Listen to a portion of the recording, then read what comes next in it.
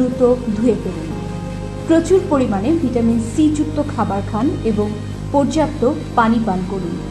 ফলমূল সহ যে কোনো শাকসবজি ভালো করে ধুয়ে নিন। ঘর এবং কাজের জায়গা নিয়মিত পরিষ্কার করুন। মন প্রফুল্ল রাখতে নিয়মিত শরীরচর্চা করুন। শিশুদের মানসিক স্বাস্থ্য ভালো রাখতে যে কোনো কাজে তাদের পাশে থেকে উৎসাহ দিন।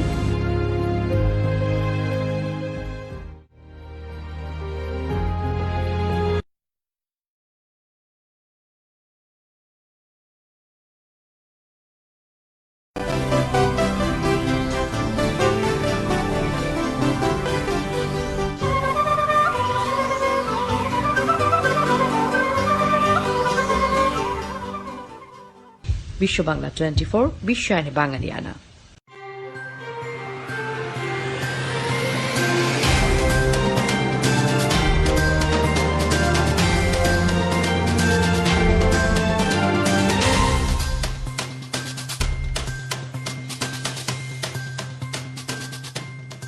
আসসালামু আলাইকুম। বিশ্ব বাংলা 24 সংবাদ আপনাদের সবাইকে স্বাগত জানাচ্ছি আমি সুমাইতুন নূর। বিশ্ব বাংলা 24 এর সর্বশেষ সংবাদ দেখতে পাবেন বিশ্ব বাংলা 24 ইউটিউব এবং ফেসবুক পেজে। প্রথমেই জানিয়ে দিচ্ছি সংবাদ শিরোনামগুলো। ট্রাম্প বাইডেনের দ্বিতীয় নির্বাচনী বিতর্ক বাতিল। ট্রাম্প ভার্চুয়ালি অংশ নিতে রাজি না হয় এমন সিদ্ধান্ত। ইউরোপে দৈনিক সংক্রমণের নতুন রেকর্ড। মহাদেশটিতে একদিনে 1 লাখের বেশি কোভিড-19 শনাক্ত। এখন আর করোনার ঔষধ খাচ্ছেন না ট্রাম্প। গুঞ্জন উঠলেও বর্তমানে তিনি ভালো আছেন। রানীর সম্মাননা পেলেন শতবর্ষী ব্রিটিশ বাংলাদেশি দবিরুল। করোনা সংকটে দুর্গত মানুষের জন্য তহবিল সংগ্রহ করার স্বীকৃতি হিসেবে ওবিই খেতাব পেয়েছেন তিনি। যুক্তরাষ্ট্রে আঘাত হেনেছে হারিকেন ডেল্টা। ঝড়টি এখনও প্রাণঘাতী হয়ে উঠতে পারে বলে সতর্ক। বৈরুতে আবারও বিস্ফোরণ। প্রাণ হারিয়েছে অন্তত 4 জন, আহত হয়েছে কমপক্ষে 20 জন। জন্মহার বাড়াতে সিঙ্গাপুরে বেবি বোনাস। আর্থিক সংকটের কারণে অনেকেই সন্তান নেওয়া থেকে বিরত থাকছেন জানতে পেরে এমন সিদ্ধান্ত। এবং 5 গোল দিয়ে বিশ্বকাপ বাছাই শুরু ব্রাজিলের। রবের্তো ফিরমিনোর জোড়া গোল।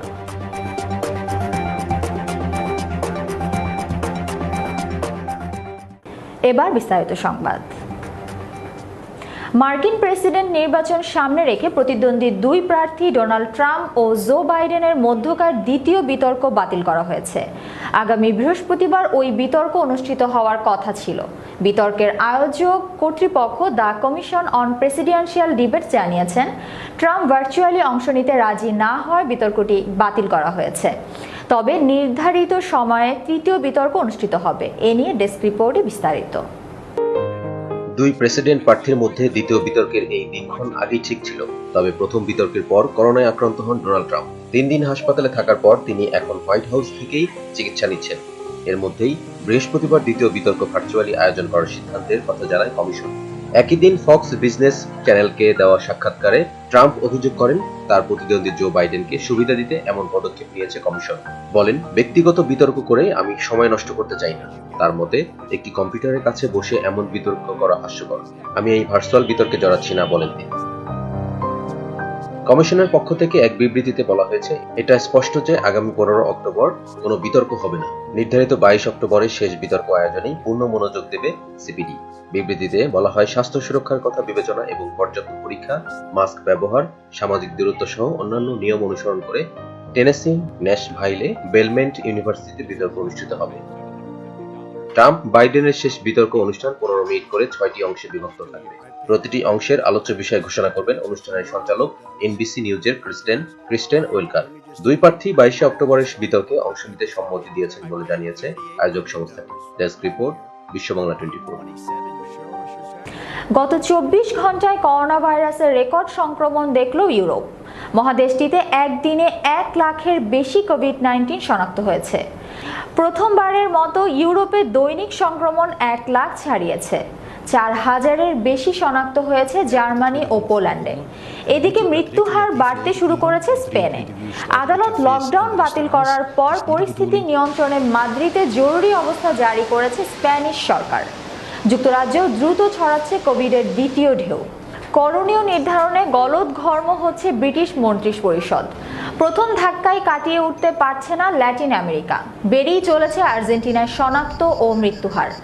8 লাখ ছাড়িয়েছে মেক্সিকোতে আক্রান্তর সংখ্যা। প্রাণহানি পেরিয়েছে 83,000।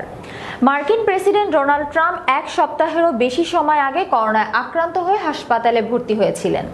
তারপর থেকেই তার শারীরিক অবস্থা নিয়ে নানা ধরনের গুঞ্জন উঠতে শুরু করে।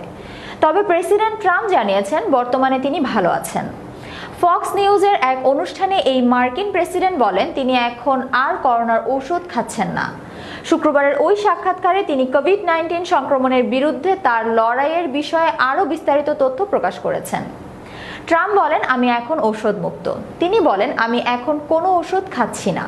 আপনারা জানেন হয়তো এটা 8 ঘন্টার আগে, অর্থাৎ এর মধ্যে তিনি আর ঔষধ খাননি।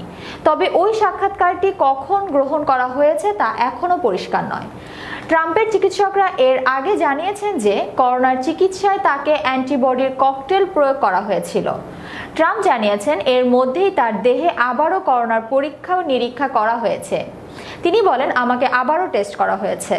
তার মতে তিনি হয়তো করোনা মুক্ত হওয়ার কাছাকাছি আছেন। তবে এরপরে আবার কবে তাকে টেস্ট করা হবে তা তিনি জানেন না। এর সঙ্গে ট্রাম্প যুক্ত করেন এটা হয়তো আগামীকাল। তারা প্রায় প্রতিদিনই আমাকে টেস্ট করছে। তিনি বলেন এই ভাইরাস তার দেহে খুব বেশি প্রভাব ফেলতে পারেনি বলে মনে করেন তিনি। তিনি আরও বলেছেন তার শ্বাসকষ্টের কোনো সমস্যা হয়নি, কিন্তু তার চিকিৎসকরা জানিয়েছেন তাকে কমপক্ষে 2 বার সাপ্লিমেন্টাল অক্সিজেন দেওয়া হয়েছে। ব্রিটেনের রানীর কাছে বিশেষ সম্মাননা পেয়েছেন শতবর্ষী ব্রিটিশ বাংলাদেশি দবিরুল ইসলাম চৌধুরী।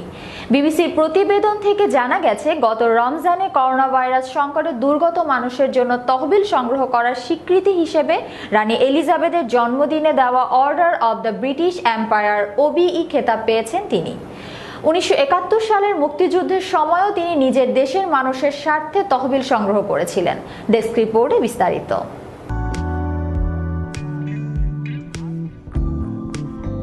বহু এলাকায় দবিরুল তার বাড়ির সামনের বাগানে পুরো রমজান মাস হেঁটে চ্যারিটির জন্য 4,20,000 পাউন্ড তহবিল সংগ্রহ করেন। রামাদান ফ্যামিলি কমিটমেন্ট নামের একটি চ্যারিটির জন্য তোলা এই অর্থ থেকে ব্রিটেনের ন্যাশনাল হেলথ সার্ভিসে দান করা হয় 116,000 পাউন্ড। বাকি অর্থ আরও 26টি দাতব্য প্রতিষ্ঠানকে বিতরণ করা হয়।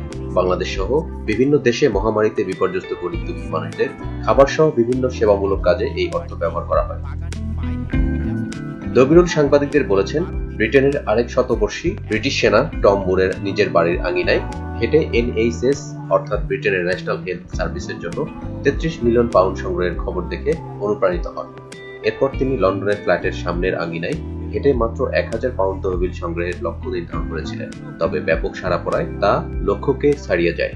ব্রিটিশ প্রধানমন্ত্রী বরিস জনসন ও বিরোধী দলের নেতা লেবার পার্টির কিয়ার স্টারমার দবিরুল ইসলামের তহবিল সংগ্রহের উদ্যোগের প্রশংসা করেন। বিবিসি বাংলার সঙ্গে এক সাক্ষাৎকারে দবিরুল ইসলাম চৌধুরী বলেন তিনি ব্রিটেনের বাঙালি সমাজ, বয়স্ক সমাজ এবং অভিবাসী সমাজের পক্ষ থেকে এই OBE পদক গ্রহণ করেছেন। তিনি জানান সপ্তাহ 2 আগে রানীর দপ্তর থেকে OBE পদক প্রাপ্তির চিঠি পেয়ে তিনি বেশ অবাক হয়েছিলেন।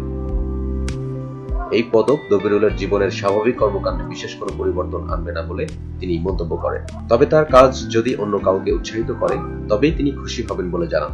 রানীর পদক পাওয়ার পর তিনি যেসব দাতব্য প্রতিষ্ঠানের সঙ্গে সম্পর্কিত সেগুলোর প্রতি মানুষের সমর্থন আরও বাড়বে বলে আশা প্রকাশ করেন তিনি। 1920 সালের 1 জানুয়ারি সুনামগঞ্জ জেলার দিরাই থানার কুলঞ্জ গ্রামে জন্ম নেওয়া দবিরুল ব্রিটেনে পাড়ি জমিয়েছিলেন 1957 সালে। লেখাপড়ার পর সেখানে চাকরির পাশাপাশি কমিউনিটির কাজেও জড়িয়ে পড়েন তিনি। তার স্ত্রী খালেদা চৌধুরী বাংলাদেশ আওয়ামী লীগ যুক্তরাজ্য শাখার একজন নেত্রী। 1920 সালের 1 জানুয়ারি সুনামগঞ্জ জেলার দিরাই থানার কুলঞ্জ গ্রামে জন্ম নেওয়া দবিরুল ব্রিটেনে পাড়ি জমিয়েছিলেন 1957 সালে। লেখাপড়ার পর সেখানে চাকরির পাশাপাশি কমিউনিটির কাজেও জড়িয়ে পড়েন তিনি। তার স্ত্রী খালেদা চৌধুরী বাংলাদেশ আওয়ামী লীগ যুক্তরাজ্য শাখার একজন নেত্রী। দবিরুল সুনামগঞ্জের দিরাই থেকে 2 বার সংসদ সদস্য পদে নির্বাচন করেছেন। লন্ডনের বাঙালি কমিউনিটিতে সুপরিচিত পেনশনার দবিরুল ইসলাম চৌধুরীকে অনেকেই চেনেন কবি দবিরুল হিসেবে। কবিতাপ্রেমী দবিরুল এখনো কোনো সভা সমাবেশে গেলে কবিতা পড়ে শোনান, শত শত কবিতা লিখেছেন তিনি। তার লেখা 3টি কবিতার বই প্রকাশিত হয়েছে। Desk report, Biswa Bangla 24।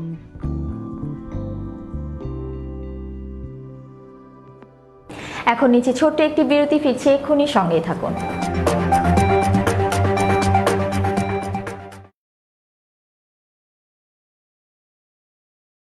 আপনি কি হোম কেয়ারের কথা ভাবছেন?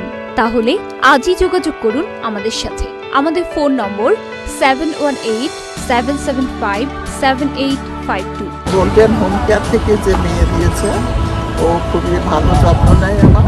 Health home care agency PCA, HHA ও CDPAP দিয়ে বিশ্বস্ততার সাথে আপনাদের সেবা করে আসছে। আপনজনদেরকে সেবা দিয়ে অর্থ উপার্জন করুন।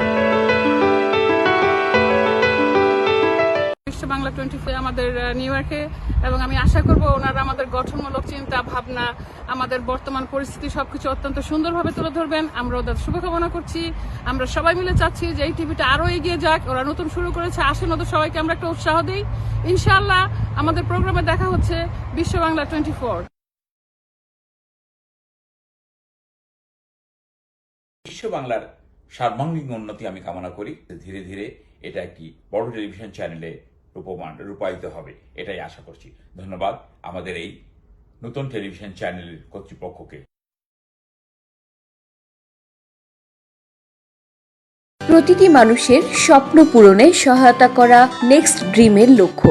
আমাদের প্রতিনিধিরা ক্রমাগত আপনার উন্নতিকল্পে কাজ করে যাচ্ছে। বিনা পরিশ্রমে সম্পদশালী হওয়ার জন্য আজই আমাদের সাথে যোগাযোগ করুন। আমাদের ঠিকানা 372372 Jackson Heights, new York 11372। Phone করুন 9293574245 অথবা 7183161949 এই নম্বরে। Email nextdreamllc@gmail.com।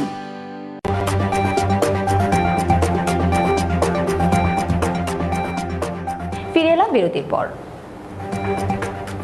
যুক্তরাষ্ট্রে আঘাত হেনেছে হারিকেন ডেল্টা। যুক্তরাষ্ট্রের ন্যাশনাল হারিকেন সেন্টার NHC জানিয়েছে, উপকূলে আঘাত হানার সময় হারিকেন ডেল্টা ক্যাটাগরি 2 মাত্রায় থাকলেও ঘণ্টাখানেক পরেই শক্তি হারিয়ে সেটি ক্যাটাগরি 1-এ নেমে আসে। তবে ঝড়টি এখনও প্রাণঘাতী হয়ে উঠতে পারে বলে সতর্ক করেছেন কর্তৃপক্ষ।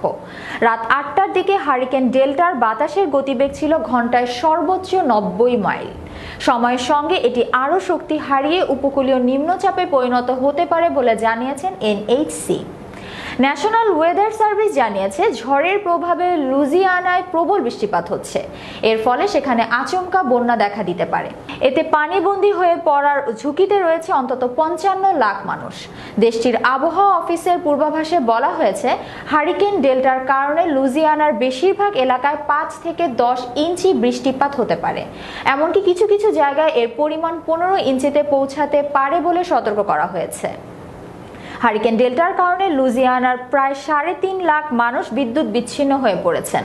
টেক্সাসেও বিদ্যুৎ বিচ্ছিন্ন রয়েছে 1 লাখের বেশি বাসিন্দা। এদিকে যুক্তরাষ্ট্রের আঘাত হানার সঙ্গে সঙ্গে ভয়ঙ্কর একটি রেকর্ড গড়েছে হারিকেন ডেল্টা। এটি চলতি বছরে দেশটিতে আঘাত হানা 10ম ঝড়। 2005 সালের পর আর এক মৌসুমে এত বেশি ঝড়ের মুখোমুখি হয়নি যুক্তরাষ্ট্র।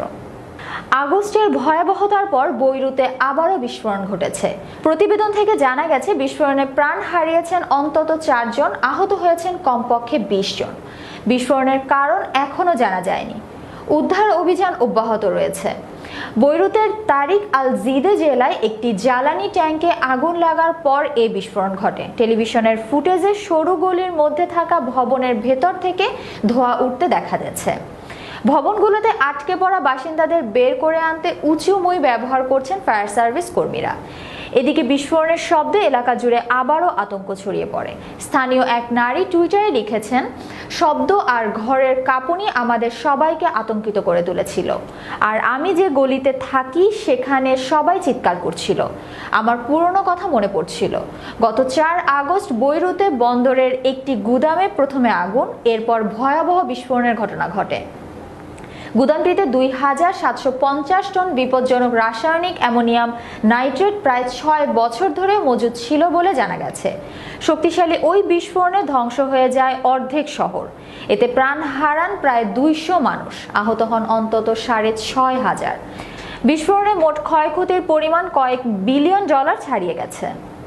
করোনা মহামারীর মধ্যে দম্পতিদের সন্তান নিতে উৎসাহিত করতে এককালীন মোটা অঙ্কের বোনাস দিবে সিঙ্গাপুর।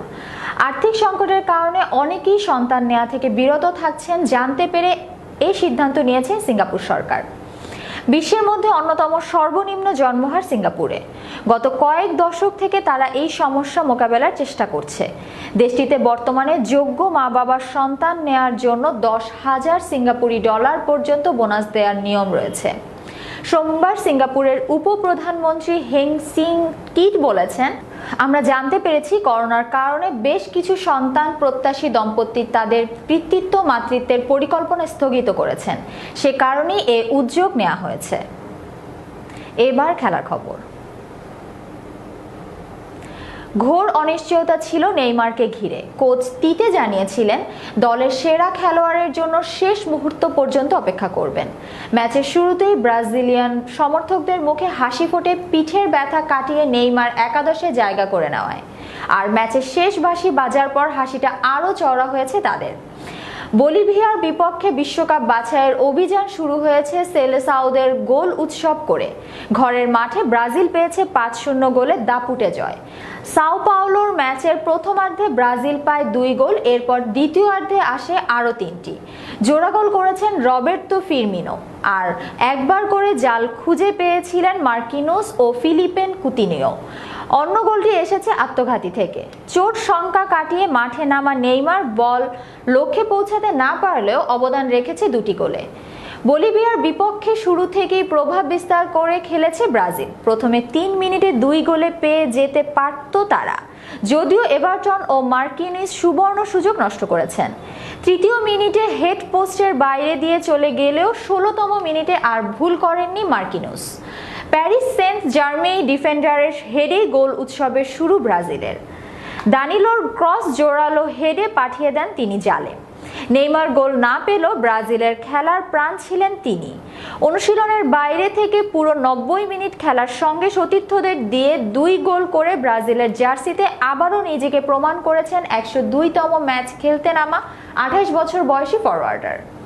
সংবাদ শেষ করার আগে আবারও জানিয়ে দিচ্ছি শিরোনামগুলো। ট্রাম্প বাইডেনের দ্বিতীয় নির্বাচনী বিতর্ক বাতিল। ট্রাম্প ভার্চুয়ালি অংশ নিতে রাজি না হয় এমন সিদ্ধান্ত।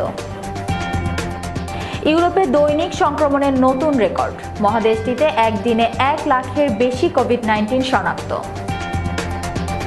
এখন আর করোনার ঔষধ খাচ্ছেন না ট্রাম্প। গুঞ্জন উঠলেও বর্তমানে তিনি ভালো আছেন। রানীর সম্মাননা পেলেন শতবর্ষী ব্রিটিশ বাংলাদেশি দবিরুল।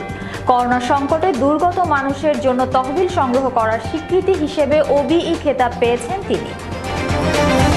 যুক্তরাষ্ট্রে আঘাত হেনেছে হারিকেন ডেল্টা। ঝড়টি এখনও প্রাণঘাতী হয়ে উঠতে পারে বলে সতর্ক।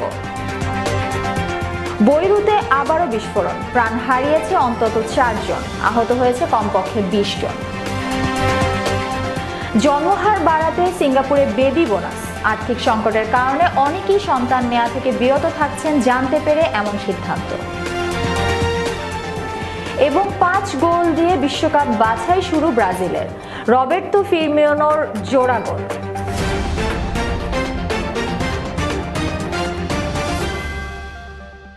সংবাদের একেবারে শেষ পর্যায়ে চলে এসেছি আমরা। এতক্ষণ সাথে থাকার জন্য ধন্যবাদ সবাইকে। আরও একবার বিশ্ব বাংলা 24 সংবাদ দেখার আমন্ত্রণ জানিয়ে শেষ করছি এখনকার আয়োজন।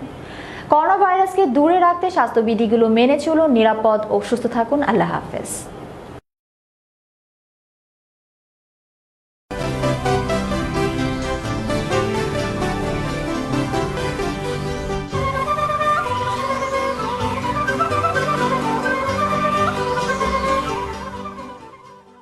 বিশ্ব বাংলা 24 বিশ্বায়নে বাঙালিয়ানা।